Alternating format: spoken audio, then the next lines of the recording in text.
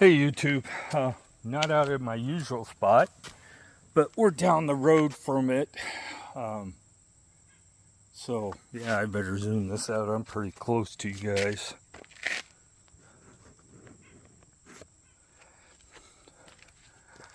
So, and there is mosquitoes out here even on a 90-degree day. So today I thought I'd give you guys some information. Some people have been questioning where I got my bike knowledge from. Well, to be quite frankly, I was a bike mechanic for about 8 years in a very busy bike shop, both in the Army system, AFES, and in a system in St. Louis, Missouri. I gotta see if I can get this camera a little straighter.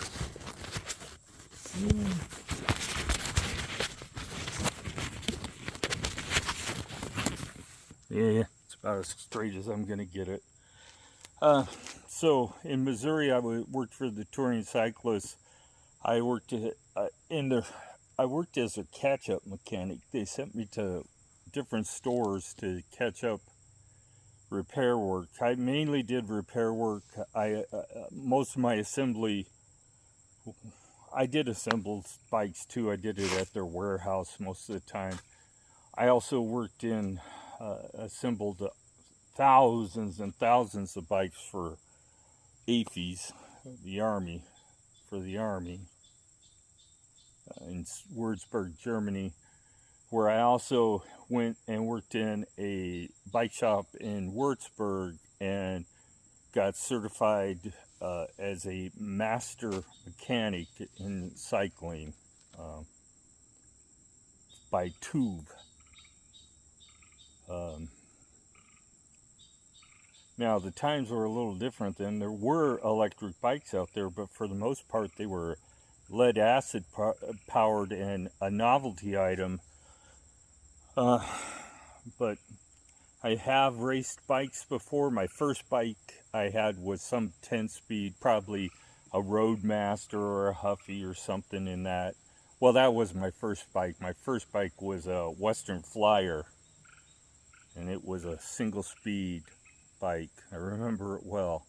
And then I wanted to race bikes after getting the bug by doing a marathon race. I believe it was for muscular dystrophy in the 70s, early 80s. No, 70s. And I got the bug then. So, I gotta tip this up a little bit. I got the bug back then, so I saved my money for my paper route and bought a Motobacan.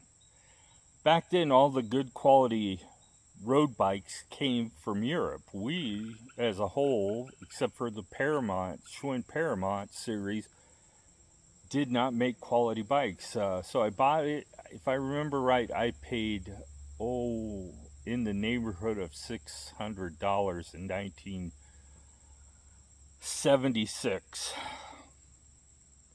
Yeah, it took me a whole year to save the money for it. It was blue and it had Shimano 600, which now is called the Ultegra. It's one step from the best equipment Shimano made for road bikes. Had tubular tires on it, meaning the tires had to be glued onto the bike. It's a tire inner tube combination. You had to glue it to the bike, and they were a pain. But I raced, I did a bunch of local races. I don't ever remember winning any, but I did them. So I did that for a few years, and then we moved over to the eastern part of the state, and I kind of gave up bike riding other than just as a way to get from one point to another. Oh, here comes somebody. But yeah, I'll wait for him to pass.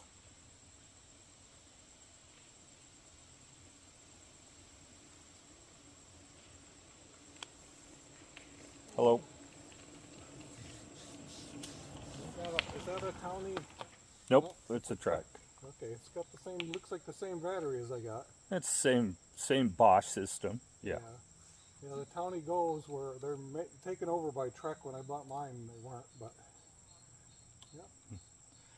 Oh yeah, I like it pretty well though. My wife, she didn't used to go bike riding with me because she has eight. Yeah, so talking about, yeah, so I did a few years of racing, went to Europe, did some racing while I was in the military. So when you guys asked me about my honest opinion of most of the e-bikes, the electrics, you think that my opinion's skewed, but it's not. When you've owned nothing but this Trek here is the cheapest Trek I've ever owned. I've owned quite a few Treks, but this is the cheapest. I've owned some Diamondbacks. I've owned some Cannondales, quite a few Cannondales. And my first full suspension mountain bike was a Trek 9500. It was the first full suspension bike that they made. And if I remember right, it was in the $4,000 to $5,000 range. Yeah, it was expensive. And at the same time, I had a 5500 Postal Team bike, which was a carbon fiber with Dura-Ace components. So top of the line, that was $5,500 if I remember right too. So I had I spent my money on bikes. I had many full suspension bikes, many road bikes, and then in 2014 or 13, my ankles started to bother me so much that I was riding my bike back and forth to work. I rode year round, but one summer day, my ankles hurt so bad that I couldn't ride the bike home. So I pushed the bike home, which was a mile and a half, 2 miles, and told my wife, I said, I think that's going to be the end of me riding my bike. And she goes, we talked about it. And so I sold off everything. I didn't have a bike left in the house. And I knew electric bikes at that point were to the point that I was willing to invest money in to try. So come 2020, I bought the electric. It was early 2020. I bought the electric and I've had it for 4 seasons or 4 years. This is the 4th year. I've put miles on it. Last year, not so many, probably 500 on it last year. And this year, I haven't put any on it to speak of 20 miles or so. I've checked it just to see how the battery was, and so I could review it for that last video I did on it, which was 4 years and 2,600 miles. I wanted to make sure that the battery was still as good as it was when it was new, and for most part it is. And I have a little clicker hanging on my battery charger on how many charges I had, so I could keep track of it, because for most part that's the only reason I keep the bike, is for camping and to review and help people fix their bikes when they have a problem. It's hard to remember everything when you don't have the bike sitting in front of you.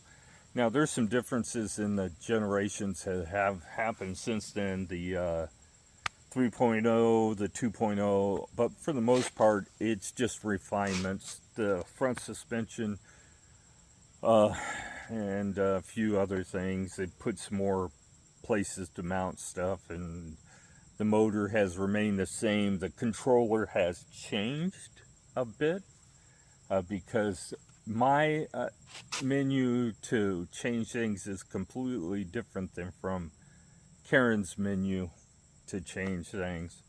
So they upgraded the software on the 3.0 and the 2.0 and downgraded how many amps the controller will pull. So mine will pull 20 amps. Her bike will pull 18. So yeah, I think they did that to keep them from burning out, because they burned a lot of controllers out. So I've owned multi-thousands of dollar bikes for a long time, so I might be a little bit of a snob when it comes to how things work, because when you've ridden the best and you get on something that isn't the best, it's clunky to you. There's just no other way to put it. So a lot of you guys are defending your bikes thinking that I'm saying they're pieces of crap, and I'm saying no, they are what they are. They are low-cost bikes to get people into the electric bike market. The more you spend, the better the quality, the easier of operation, and usually the longer they'll last.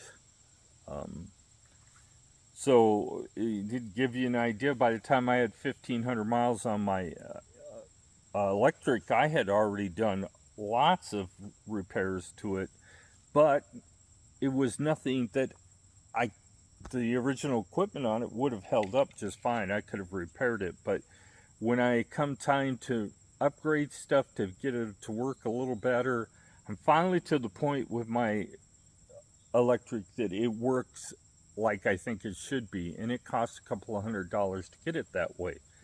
How long will it last? Probably longer than I want to ride it. I'll probably get tired of riding it and buy something else before I wear it out, and then I'll pass it on to the next person. And this place is noisy out here. Well, I should get back on the trail. I'm doing a short ride. It's 88 degrees out here. I'm not really sweating, which is a bad sign. But I wanted to cover one last topic, bike riding. You heard me talk to that gentleman about the watch. This watch will help you lose weight, whether you think it will or not, because it will tell you how intense you're riding. Intensity doesn't make good weight loss. For those of you out there riding a bike to lose weight, you want to keep your heart rate for me, is between 92 and 118 or 119. I think it's 119. In those, if I keep my heart rate in those areas, I'm burning fat, because your intensity is low enough that your body says, I have time to convert fat into energy, and that's what it does. Now, if you're riding very intensely, making your heart race, you're going to burn glucose over fat. At some point, you'll run out of glucose, and then your body will try to start converting a fat into energy, but it's way down the road. It may be even after you finish riding before it starts doing that. You want to stay low intensity, take it easy, monitor your heart rate, because that's the only way you're going to know you're in your fat burning zone. And this watch will tell me, based on what my heart rate is, whether I'm in my fat burning zone.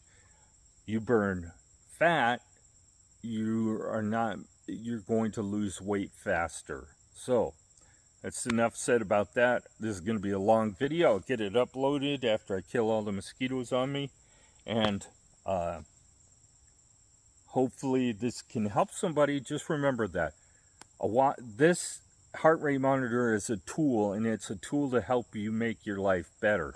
I recommend the Galaxy Watch if you have a Galaxy phone. If you don't, get an iWatch, but they will help you become fitter, lighter, and help you lose weight. Have a great day.